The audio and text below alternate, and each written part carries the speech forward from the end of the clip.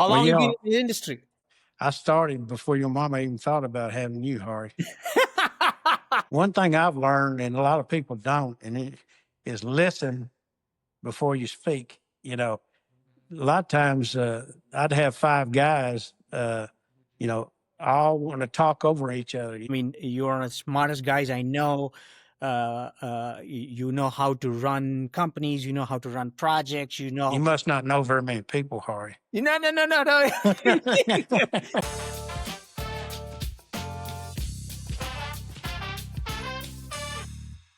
Welcome to From Boots to Boardroom. What is the show about? Not every leader sits in a corner office. From Boots to Boardroom shares the journey of those who power America, from the job site to the boardroom, leading with grit, tenacity, and vision. In today's show, we talk to my good friend Darrell Hallmark. I've known Darrell for almost 2 decades now and worked with him on some really complex transmission and substation projects.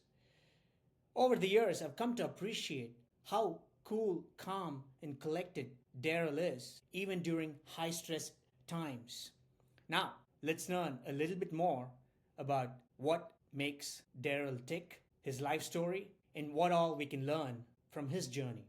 Today's show is sponsored by KYRO AI. Digitize work and maximize profits. For more, visit KYRO.ai. Now let's get right to the show. Darrell Hallmark, welcome to From Boots to Boardroom. I deeply appreciate having you on the show. And thank you so much for taking your time to join me here. Yes, sir. Awesome. The show is about real stories, right? From the hands that build and the minds that lead America, right? From linemen and builders to entrepreneurs and leaders, right? We want to hear their struggles, triumphs, the grit and vision that power our nation, right? That's truly the goal of the show. So let's get started here, Darrell. Tell me your origin story. How did you get started in the industry so that, fellow listeners will get to know a little bit more about you?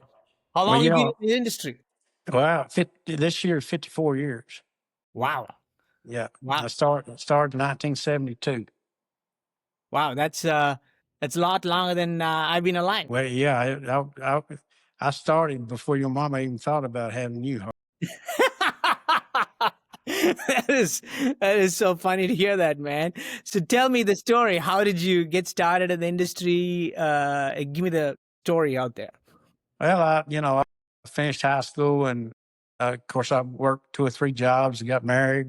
Of course, like everybody young, you struggle. And I worked a Penguins candy company during the day, and night worked at one of my friends. His dad had 31 convenience stores, so I worked there at nights. And on the weekends, I helped my friend build houses, frame houses.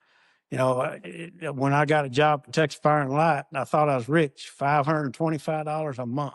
Wow. So I quit them. I quit them other jobs. When was this? 72. I started in the Texas Fire and Light's warehouse. Got it. Where they store Liggett. I know you know it. So Absolutely. Yes. They store all their transformers, substation, all their substation transmission materials. And so I learned all the materials and basically ended up running the storeroom there before I left. I was there 7 years. Yeah. Has anything changed before you continue your story, right? Has anything changed from the time you were handling material in 1972 to today? Yeah, it's a different world. Used to they kept the men's and maxes were. I'll put it this way: they started having men's and maxes because of taxes, right? They didn't want to keep so much material on hand. We're used to, there was plenty of material. If you had to build a job, the material was going to be there. But, the way it is now is you got men's and maxes and they keep it at that. And they try to guess what the max should be, but they miss it, and so it A lot of times these jobs don't get started on time because or they get started and they don't have the material, a lot of material. The mins and maxes, it has something to do with, I believe it has something to do with how much can be passed on to ratepayers and, taxation and things like that on the supply chain side. I'm not too privy with that, but I've read. Well, if the material sits on the shelf, they have to pay taxes on it. There you go. So the less they have on the shelf, the less taxes they're paying. There you go. And that's a snowball effect because what happens is they're not going to cut a PO, for materials until right before they get needed, what the lead time is, right? So and a lot of times them lead times move because the manufacturer, they're not going to go buy the steel or whatever it takes, the aluminum to make these things until they get a PO, with dates and stuff. So it's kind of a snowball effect. It affects the utility business. And it's not just one company, just about every utility. Yeah, yeah. Lead times kill us, No, that is true. I've been on so many projects where that has been an issue, right? So sorry, you were kind of giving your career path there, so material handler, and then keep going out there. Yeah, of course, I never. One thing about this construction and utility business is I never even finished high school. Sorry, so I've been all the way from warehouseman to senior vice presidents. And but I started, like I say, in the warehouse there in 1972, and I moved into FCC work, which I know you own a company, Think Power, that does FCC work for different utilities, and what that is inspection of the contract work, whether it be substation, transmission, distribution, and so I did that. I was a FCC, then a coordinator, and then a lead coordinator. I was over about 200 something contract FCCs at one time when Fred McCurdy left, and then they wanted me to take it over, but I made more money overtime, so I told them to put me back out in the field. So they did, and so one of the contractors, Tesco, they saw how I ran their, basically I'd end up running their crews for them, because some of these contractors were they didn't know how to run a business a lot of times, they might have some good guys, but they didn't know how to run it. So I would end up running their crew. So they came, made me an offer I didn't think I could refuse, it was about double what I was making at Encore. So of course, whenever I got over there, I found out I had 1 foot in bankruptcy. So, so you're not sure. I was not in a good Get place. paid or not.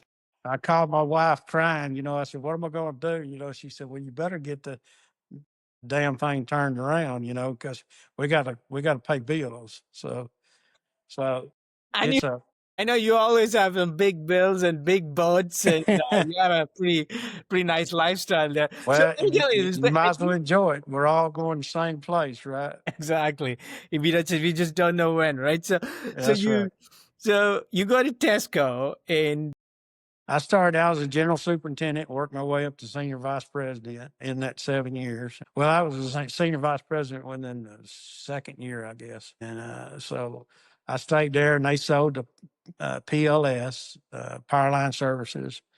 And I stayed there for about a year as a senior vice president of TNS operations. Went to Chapman Construction because, and I know you know him, Calvin Hargraves. He was my best friend, and he had cancer, and he called me and asked me if I'd come over and help him. They were in the biggest build out that Encore had ever had, and you were a part of that CRES. 100%. 100%. I was part of it. Let me, actually, I'm in my home office here. Let me get something that I have still from that CRES project. Give me 1 second. I bet it's the same thing I've got. I got this guy, right? Yeah, I got it sitting on my desk right now, Hari. I know. It says CRES program 2009 to 2013, 1,037 miles, 30 substations, and it's got the Encore logo on it, right? And that was bundle 1926. Yes. They hadn't been using that prior to that, Yes, yes. So you did that. I vividly remember sitting in those CRES meetings on literally every Friday in that ESB building, old Encore building, 7th floor, sitting through those meetings, having Calvin, you, and Larry White and all these guys out there, those meetings, right? So, so you ran, obviously, Chapman is a huge, huge part of CREZ, right? There was Crest, but Chapman had all Encore's work. Yes. The base work too. So all the base work was struggling because of Crest. So I come over and I did all the base work. I took it all over, plus helped them on Crest. So yeah, no, that's fantastic. So, one of the uniqueness of your career has been that obviously you alluded to the fact that you didn't even finish high school, you have a GED, but you've been really wildly successful, right? I mean, you're the smartest guys I know. You know how to run companies, you know how to run projects, you must not know very many people, Hari. No. I really do mean it. You've turned companies around, right? Tesco. Yes, sir. I'm just kidding. The recent companies you work for, you've turned companies around and put money in their pocket. What is the secret sauce? What is it? What are the lessons learned that during your really illustrious career that you can share with people? Candidly, even people with MBAs and whatnot, they really struggle, right? I mean, you give them a great company, they can kind of keep it running. But how do you turn companies around? How do you make sure that people in the field where the rubber meets the road, right? The linemen, how do you keep them happy? I mean, if they're happy, they keep the customers happy, and then the investors are happy. Give me the recipe to your success there, Darrell. Well, you can throw money at them, right? And somebody else will throw money at them. But I've always just cared about people. I listen to them. Sometimes it's just calling them and listening to them. They've got family lives. They're away from their families all the time. And, find a way to get them home. We'd come up with things like working 10 days on and 4 days off. So sometimes you couldn't do that. We was working 6, 7 days a week sometimes, but you got to care about them. I mean, that's a big part of it. I think, be authentic, and that they really believe it. It's not just, you're not just blowing smoke over them to get them to work some more, right? Yes. So that's it, essentially authenticity, right? You're trying to be authentic. You're trying to form real relationships with people, right? I remember once you sat through my training program, foundation training program. I don't know if you remember. I gave you a test. I gave you a test, and you did pass, right? So you did pass. Barely, I thought. So tell me the importance of training for the industry. I mean, how important it is to put good people, good men out there so that, everybody is safe and go back home safe and things like that. Well, you just brought it up. It's a dangerous profession, if you don't do it. If you're not trained and you're in it, and you think about safety, you and I were talking once before, back in the Texas Fire and Light days when I first started and I got into FCC work over contractors there, there wasn't any safety as far as we could not say anything to a contractor about his safety. And I brought it up to our upper management and I couldn't change it, but they could, and they did. They made a change at that time, and maybe the other industry started seeing it too, because about that time you started seeing where utilities got involved in their safety, and it's like night and day. And you running a FCC type industry, you know that getting involved in their safety helped get these guys home, and that's part of the training, right? 100%. So we had a lot of safety training. A lot of people would bring them in, you spend time, and it cost companies money. Of course, they got some of it forced on them, but I think once they kind of saw that it started being productive for them and started really putting money back in their pocket because people weren't getting injured as much and wasn't getting hurt, and in doing their job too. I learned. I come up with a deal called a Foreman's Academy, where we would bring the foremans in, and you think that these guys out there should already know, right? All this stuff, how to do paperwork, how to, but they don't. A lot of times they get moved up by somebody that uh, didn't really do their job. They moved them up They moved him up too soon. It's like too there was soon. Too an soon. opening, and somebody had to fill that He's probably a position. hard worker, right, Harry? But they didn't train him in doing the paperwork, and you know as well as I do. If you don't turn the paperwork in, you didn't. Yes, So yes. these companies lose a lot of money by not just taking and training their people a little bit and teaching them, so it helps them on the accounting side. Yeah, interesting you say that. I mean, those gaps that I saw over the last 2 decades in the industry, that's the reason I started KYRO, right?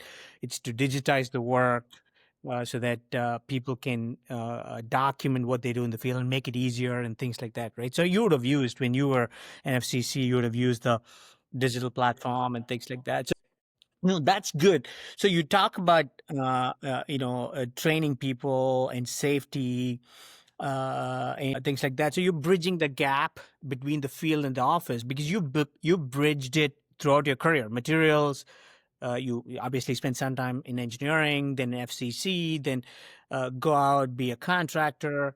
In all these roles, there is one constant theme that I can see, right? Which is you bridge the gap between the field and the office, right? And the uniqueness in you is you're a calm guy. You have a calming personality. So you don't get rattled under pressure. So people kind of naturally gravitate towards you, right? That's pretty natural. So you bridge the gap. That's number one. And the second piece of the puzzle is you're super collaborative, right? That's again very, very a constant theme that I see here, right? So tell me a little bit about it. How did you find your natural calling, if you will, right? Because that's a natural calling. You find your strength over a period of time. How did you find it? Well, I don't know how I found it, but it kind of just come upon me, getting that job. But anything I've ever done, I've always tried to be the best at it. But one thing I've learned, and a lot of people don't, is listen before you speak. A lot of times I'd have five guys, all want to talk over each other. Well, I'd look like the smartest guy in the room because I could take a little bit from each guy and tell them what the plan was going to be, right? I didn't have to make the plan. I just had to listen. Well, sometimes it's just listening. Uh, you go a long way by just listening to people. Just listening and taking the best ideas and collaborating, and they don't even realize that it's their Yeah, idea that you're implementing at the end of the day. yeah. They thought I was the smartest guy. Yes, yes. So let's talk a little bit about cash flow, right? Because we talked about you turning companies around without naming any names, right? I know you've turned companies around. So how did you do it? What's the secret sauce? Obviously, taking care of the employees is one aspect. So how did you identify the issue and how did you solve it? The first thing you have to do is get out in the field and see what's going on. Sometimes it's the personnel. Sometimes it's the equipment they're using. Sometimes it's the way they bid it, right? So you have to find out what that is and how can you change that. Going forward, I know how to change it because I'm going to be part of the bid. I'm going to be part of the hiring process. But when you come into a company, you don't know. You have to do a lot of investigation. But if you don't get boots on the ground, sitting up in that office, you're not going. They'll be letting you go pretty soon because they're not going to make any money, right? Or they're not going to get it turned around.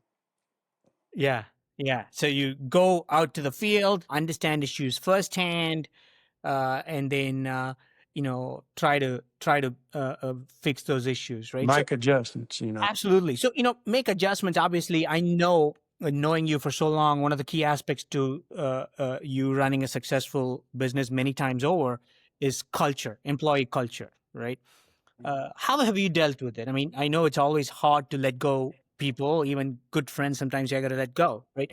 How'd you deal with that? How'd you make sure that you Well, had I solid? mean, everybody I've ever fired or let go, uh, what I didn't make it personal. You know, and I would sit them down and tell them, I hope that you make me feel regret this decision, that because you've got all the talent in the world, but you're not using it, and I hope that one day I have to eat my words and hire you back. But today, you're not doing what you need to do to be in the position you're at. And, you need to go think about that. And where you go, do a better job for them and you'll move up the ladder, but you're not going to move up any ladder. You're just going to fall down it the way you're operating right now, And I said, you've got a family, right? And they'd always say, yeah. I said, so what did you do for your family today by getting fired? Yeah. I said, it's not personal. I said, I think the world of it. I know the talent you got, but I can't get it out of you. So you're going to have an opportunity to go see if somebody else can. Yeah. Yeah. So whether that's the right way to do it or not, but those guys still call me and, and a lot of them I've hired back. Wow. Wow. Anybody we know in common? Yeah. Wow. I could give you a list of them. Interesting. Well, that's an interesting thing because, about, I've always believed in a super strong culture, right? Think Power was rated as a great place to work 5 years in a row. 6 of the 12 years I ran. It took me a little while to get my footing, right? But once I got it right, we figured out a way to take care of our people, the right bonuses, signing bonuses, incentivizing people, sharing the wealth, right? Truly. Mm-hmm. The wealth. I mean, I know you're a big believer in that. Can you give me some insights into how you turned around some companies by, boots on the ground where the rubber meets the road? How do you make them feel that they are part of the group that is actually getting a share of the profits, fair share of the profits? How do you do that? I keep going back to Tesco, but that was probably one of the most intriguing places I was at, to get something turned around. But, I went out in the field, like I said, and seen what they were doing. And I called them all to yard after 2 weeks of watching them and read them, read them the right act there in the yard and said, there's 2 ways to go. You can do everything I'm telling you to do today, or there's the gate, and there was about close to 100 of them, I guess. And when I got through, there was 25 left, Wow. and we built that company from there, Hari, and we had, it was in bad shape, the equipment, everything. But when I left that company, we had state-of-the-art equipment. But one of the ways I did it was, you shouldn't have to do this, but you as a business owner know that sometimes just incentive makes a difference, So we pay them good money to do their jobs. But so I come up with a bonus program that, we wanted to make X amount of dollars on a project. And, every percent above that 10%, say just for grins, your bonus would be this, be this, be this. But I put in stipulations. If you blow a motor in a dozer, everything's coming out of your bonus, So, or you have a safety incident, accident, you get no bonus, and all of a sudden, I don't know if I can say this or not, but shitters, the equipment that they didn't really need in the first place, got off the job. As soon as they got through with equipment to get it off the job, all the little things that eat into profits, they started managing their project, basically, is probably the way to say it. Interesting. Yeah, it's a podcast, so you can say whatever you want. Yeah. So listen, that's a very interesting story because, I walked the exact same path that you did at Tesco. I did that Think Power. And one of the key things is once you share your wealth and the profits with your employees, and if they feel it's fair, right? And you will see a behavioral change, right? It's like instead of going to a gas station across the street, they'll probably drive another, 20 seconds and it's 1 cent cheaper. They'll drive, gas up their trucks there, right? I've seen those changes. Yeah, they started bringing their lunches instead of going to the restaurants for an hour and a half, 2 hours. I know. And, I've seen one more thing where, I'm all for tipping restaurant workers, but sometimes you see people eating for $50 and tipping $50 because it's not their money, right? Exactly. But you see a change, Yes, sir. incentivize them. So those are all little things there. So But if you take care of your company, it's going to take care of you, and that for life, right? I mean, you should care about your company as much as you do about your family. Yes. Yes. So, man, this is good stuff, right? So, obviously, you're one of those people who genuinely powering America, right? For a long time. Yes. Super fortunate to have worked alongside you for such a long period of time, and it's been a pleasure knowing you, Darrell, and thank you so much for being on the show and to tell the listeners your story. Before we go, right? Is there any words of wisdom for young folks, right, who are considering a career in trade, line trade, craft in general? Go. I'm a guy with a college education, but I've made a living on the craft side, right? What's your advice to the next generation out there? Well, I'll tell you what my daddy told me on his deathbed. He said, "Son, if I'd known you was going to do this good, I'd have sent you to college." You know, but no, I've always wished I had the education because it does help the heart. Uh, common sense is always. You can have all the education in the world, but if you don't have common sense, you're not going to get it. You're not going to get far. But you know, uh, you don't have to have an education to make good living. I mean, I've had people, superintendents. I was a senior vice president. They'd be making more money than I am. Yeah. Of course, they were working a lot of hours. Yes. So you don't have to have an education, but I think you're more well-rounded if you have one. But I worked with engineers, and I didn't have an education, and a few of them would talk kind of down to me every now and then. But in the end, because I was getting their jobs and projects done on time, and it was something they couldn't do, and then they'd have to come out the field for me to teach them. They may know how to draw it up, but they didn't know how to build it. Yeah, So the constructability issue. Listen, yes, I've always dealt with that from a engineering and construction piece because that's the gap that I bridged, right? It's interesting you say about engineers looking down upon people without an engineering degree. Candidly, it's super common, right? Unfortunately, being an engineer, being a PE, I can tell you that one of the first thing I try to strip out when people from engineering college comes to work for me is like, hey, guys out there in the field, guys like you, actually know more about how this is going to eventually get built than the engineers, honestly, right? And some of them learn quickly that it's important to have that really good relationship between engineering and construction. They're all in it, they have the same goal, but for some people they never seem to get it right in terms of having to have that symbiotic relationship, that respect for each side and whatnot. Those who get it become wildly successful, right? yeah, they get liking you pretty good when you take their plan profile and do a takeoff and tell them, you know, you've got X amount of structures. You can't have 20 shoes whenever you need 66. That is. You gain respect for them, and they, it's vice versa. And I learned a lot from. I was blessed to be in the engineering group because they brought a lot to me too. They didn't know it, but they brought a lot to me. I learned a lot from them too. So Yeah, yeah, no. So that's interesting. So so the advice for young people out there is: listen, you can make a living any way you want, craft or trade or going to engineering school or any education. At the end of the day, but with education you're well rounded, but you can make a lot of money and a great living even without a college education, and you just need to work your way towards it, I guess, right?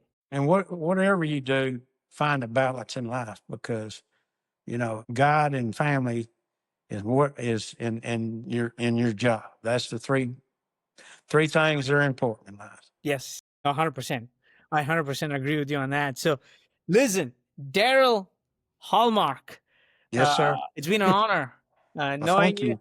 you. It's been an honor to have you on the show, and look forward to many more years of working together on. I hope so.